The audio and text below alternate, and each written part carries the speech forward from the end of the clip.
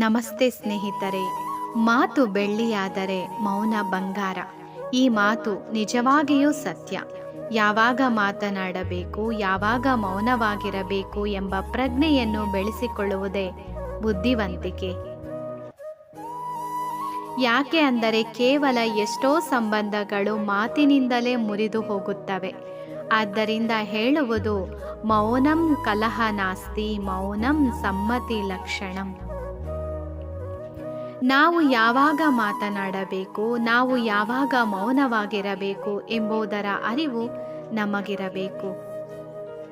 ಜ್ಞಾನಿಗಳ ಮುಂದೆ, ಗುರು ಹಿರಿಯರ ಮುಂದೆ ನಮ್ಮ ಅಲ್ಪ ವಿದ್ಯೆ, ಅರ್ಧಂಬರ್ಧ ತಿಳುವಳಿಕೆಯ ಪಾಂಡಿತ್ಯ ಪ್ರದರ್ಶನ ಮಾಡದೆ ಮೌನವಾಗಿರುವುದು ಒಳ್ಳೆಯದು.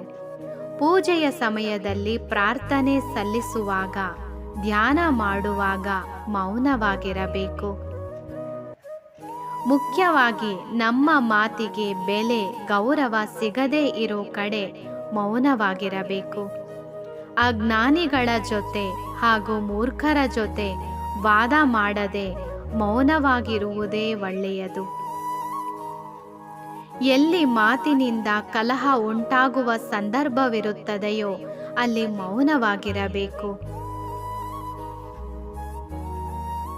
ಮನೆಯಲ್ಲಿ ಇಬ್ಬರು ಸ್ತ್ರೀಯರ ಮಧ್ಯೆ ಅತ್ತೆ ಸೊಸೆ ಮಾತಿನ ವಾಗ್ವಾದ ನಡೆಯುವಾಗ ಯಾರ ಪರ ವಹಿಸದೆ ಮೌನವಾಗಿ ಇರುವುದೇ ಒಳ್ಳೆಯದು.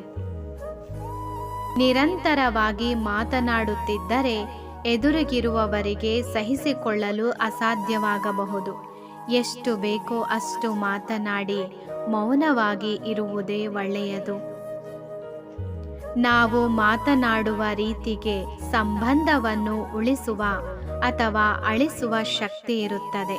ಹಾಗಾಗಿ ಅನುಕಂಪ, ಪ್ರೀತಿ, ಸಕಾರಾತ್ಮಕತೆ, ಇತರರನ್ನು ಪ್ರೇರೇಪಿಸುವ, ಪ್ರೋತ್ಸಾಹಿಸುವ ಮಾತುಗಳನ್ನೇ ಆಡಬೇಕು. ಇಲ್ಲವಾದರೆ ಮೌನವಾಗಿರುವುದೇ ಒಳ್ಳೆಯದು.